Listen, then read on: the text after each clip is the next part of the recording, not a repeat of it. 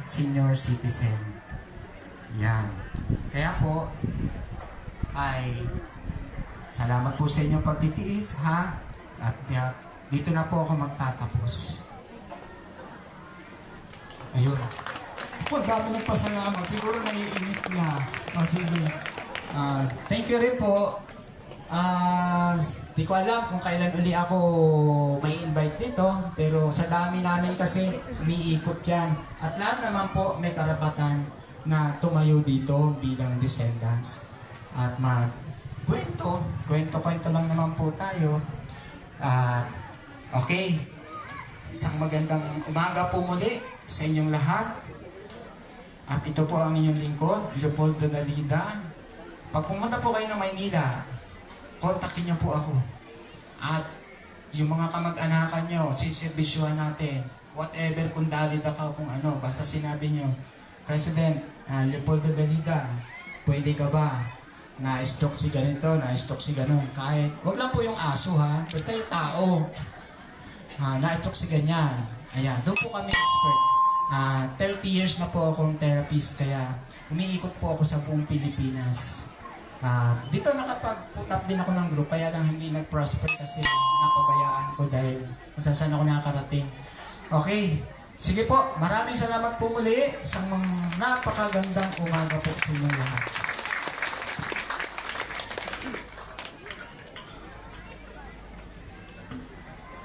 Maraming salamat po, Ginoong Leopoldo S. Dalida, ang founding president ng Dalida Sibling Kabalikat sa Kabuhayan at Kaunlaran o DSKKK sa iyong makabuluhang mensahe. Tunay nga na tayo ay mayroong malawak na kasaysayan sa mga panahong ang ating mga bayani ay nag-aaklas laban sa mga Espanyol. Ngayon naman, ipakilala ang ating panauhing pandangal, inaanyayahan ko po si Honorable Pichi Joy Alfaro, SB member ng New Washington.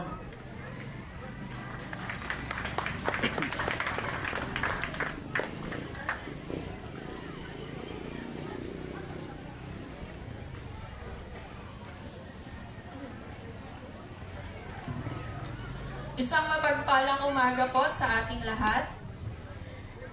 Ngayon, ginugunita natin ang ika-128 na Sanluguan Festival. Ikinararangal nating makasama ang isang panauhing pandangal na may malaking ambag sa pagpapanatili at pagpapalaga sa kasaysayan at kultura. Simula pa noong 2014, aktibong kasama na siya sa National Commission for Culture and the Arts or NCCA. Nagsilbi siyang pinuno ng National Committee on Art Galleries at pangalawang pinuno ng Subcommission on Cultural Heritage mula 2017 hanggang 2019. Sa kasalukuyan, patuloy niyang pinangungunahan ang mga programa sa kultura bilang isang konsultant at training facilitator para sa cultural mapping program ng NCCA. Hindi lamang sa NCCA limitado ang kanyang kontribusyon sa sining at kasaysayan. Noong 2021, naging consultant at hurado siya sa National Art Competition ng National Quincentennial Committee at hurado rin sa Best Development of the Quincentennial Historical Marker Sites ng National Historical Commission of the Philippines or NHCP. Noong 2022, naging bahagi siya ng panel ng mga eksperto para sa Philippine Heritage Awards at noong 2023, siya ang competition director ng unang CHED National Art Contest. Bilang isang tagapagtaguyod ng edukasyon sa sining, tumulong siya sa pagbuo ng Exhibits for Arts Production, isang module sa ilalim ng K-12 Arts and Design track ng Department of Education. Bukod dito, siya rin ay isang manunulat at curator na may mga nailathalang aklat tulad ng Pagpapahalaga, Images of Our Nation, at Sarong Rawog, A Story of Hope and Healing.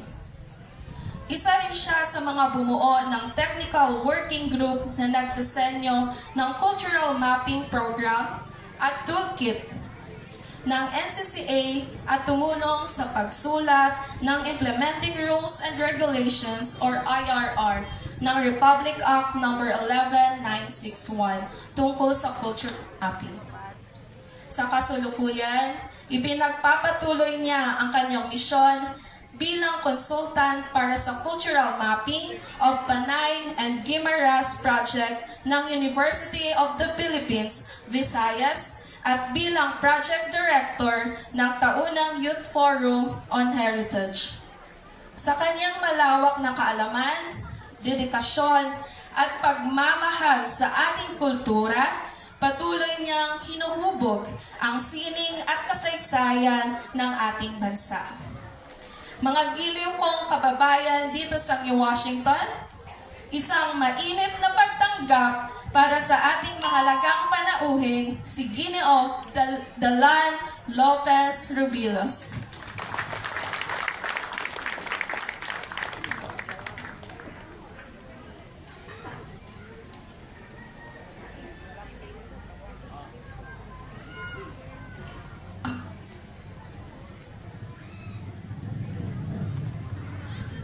Thank you, Honorable Pichi Joy Alfaro, sa napakagandang pagpapakilala. Hihingi po ako ng kopya sa Filipino. Kasi po ang aking naihandang message ay sa wikang Ingles dahil may mga kasama ako, nakasama ko sa Cultural Mapping Project ng New Washington na mga taga-Aklan State University. No? At napag-usapan namin kahapon after ng ating dance festival, nag-meeting pa po kami nung hapon kasi nag-promise ako sa kanila na tutulong ako sa project with the partnership of the LGU, research project naman led by Sir Jerine, no? and the Aklan State University on cultural mapping and cultural education. So kung nandito ang Aklan State University, sigurado akong magpipick up sila ng aking parte ng mensahe at mukhang gagamitin sa cultural mapping form. To the Honorable Mayor Jessica Rehinia Panambo, the Honorable Vice Mayor Jesus Quimpo, the Honorable Council Members Esboy Quimpo, Josilio Malonosan, Pichi Joy Alfaro, Rolly Equiña, Jaisal Bautista, Janet de la Cruz, Estrella Velarde, and a good friend, pero I have not seen him, si Alan Bernardino. Bernardino. Other esteemed local and national officials, kung may mga bisita dire, hiligay nan po ang salita ko. Honorable Barangay Chairman Regino Mabasa, the heirs of the local New Washington heroes led by the heir of Gregorio Dalida, Mr. Leopoldo Dalida, religious leaders, educators, distinguished guests, fellow advocates of history and culture, and the proud people of New Washington, Aklan, maayat-ayat nga agahon.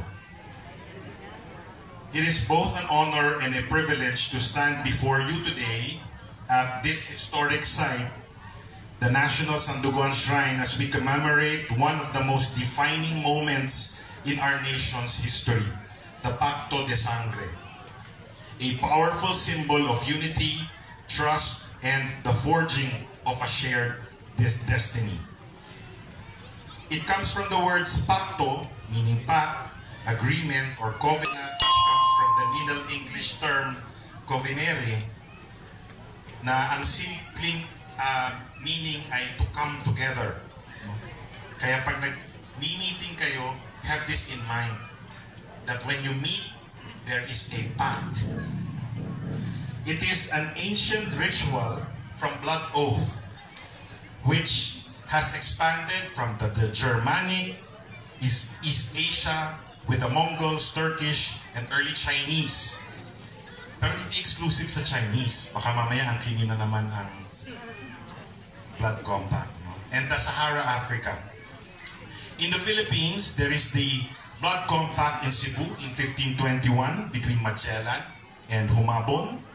In Bohol in 1565 between Legazpi and Sikatuna. And of course, there's one also in Palawan between Pigafetta.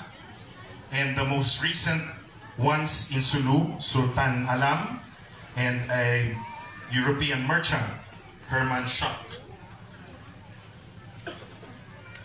This term has been historically used to refer to ritualistic blood compacts between leaders symbolizing trust, unity, and loyalty. But the most famous of these Pacto de Sangre in Philippine history occurred in 1565 between Raja Sikatuna and Miguel Lopez de Legazpi, which signified an alliance between the Spaniards and the native rulers. However, the Pacto de Sangre in Aklan was a rejection of Spanish rule rather than an alliance with colonizers. So, damo gid nga Sanduguan Festival, Sandugo Festival, pero unique ang sa Aklan. No? Of course, there's a Sandugo festival in Bohol, but like what I said, it's the alliance. Ang sineselebrate is alliance, no? History tells us that the Blood Compact or Sanduguan was not merely a ceremonial act that happened in the house of Gregorio Dalida, but a profound commitment, a sacred covenant between parties, rooted in mutual respect, brotherhood, and a collective vision for the future. Today, as we gather to celebrate the significant event, we are reminded that the spirit of pagtutulungan, pakikipagkapwa, at pagkakaisa, cooperation, camaraderie, and unity are distinct characteristics of our Psikolohiyang Pilipino or Filipino psychology, which remain as relevant as ever in shaping our nation. Our history is filled with stories of collaboration where people from different backgrounds, cultures, and perspectives came together to build something greater than themselves. The same spirit that guided our ancestors must inspire us today as we confront the challenges of our own time. As we honor the Pacto de Sangre, let us all reflect on how we can uphold its legacy in our daily lives. Kaya ang ganda ng sinabi ni Ginoong Dalida kanina. No? Sabi niya, hindi kataas ang aking pag-aralan, but he's doing his own research. You, as citizens of New Washington, can do the same in your own homes. When I was growing up, every breakfast, my father would talk to me about current events. My perspective at 9 years old, 10 years old, ano sa tingin mo? Itong meron dito, ganito. No? At bubuo yun ng personalidad, no? Na makikialam. My father would always do that. When I go home, he'd ask, have you read the newspaper? Sana, in the age of social media, because access is too easy, ang ituro natin sa mga anak natin, before you check information on Google, i-fact check muna natin. Is it true? Kasi kahit ako, pag ginugol mo name ko, nagugulat ako, merong mga hindi totoong ginawa ko. No? So let us not solely rely on technology. Technology can be a friend. Can be used in education. Pero may ethical practices. So sa bahay nyo simulan. Kasi ngayon iba ang nagva-viral. Di ba? Kino-question na natin, bakit ang hiwalayang Catherine Bernardo at Daniel Padilla balita na ngayon? Di po ba? So, how can we bridge divides? The same spirit that guided our ancestors must inspire us to confront the challenges of our time. So, how can we celebrate our shared aspirations? How can we mold the youth? Because they will be the next bearers of history and culture. How can we ensure the values of trust, respect, and cooperation continue to define our society? But I am happy to inform everyone that New Washington, under the leadership of your Honorable Mayor, is already taking meaningful steps to answer these calls. This commemoration is not just about remembering the past. It coincides with a crucial moment in the municipality's cultural journey. Through the ongoing Local Culture Profile Initiative under its Cultural Mapping Project, in partnership with the National Commission for Culture and the Arts, New Washington is actively working to document, preserve, and pass down its narratives, its rich narratives, traditions, and cultural identity to future generations. The essence of Pacto de Sangre is not merely a story of our ancestors or our forebears.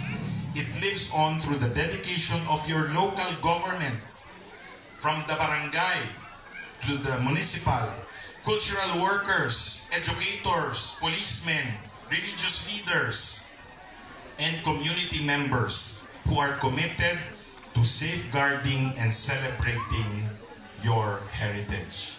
The next step, kahapon nag-meeting din kami nila Sir Jerin. Ang pinag-usapan na po namin ay Youth Forum on Heritage. Because after their cultural mapping, what's next? No? Instead of our youth having 8 hours of Facebook, YouTube, turuan natin. Sangguniang Kabataan, we will invite you, learn how to do policy making, project proposal, para hindi ka mo ma-accuse kasi halin ko sa Iloilo, nag-youth forum kami sa 2nd District kay Congressman Guriseta. Siling ni Congressman, sabi ni Congressman Guriseta, Sir, palawakin po natin ang Sangguniang Kabataan because here, ang palagi nilang activity ay basketball, pageant, and about anti-drug campaign. There is nothing wrong with that. But incorporate cultural heritage in all of those aspects because it can be done. So,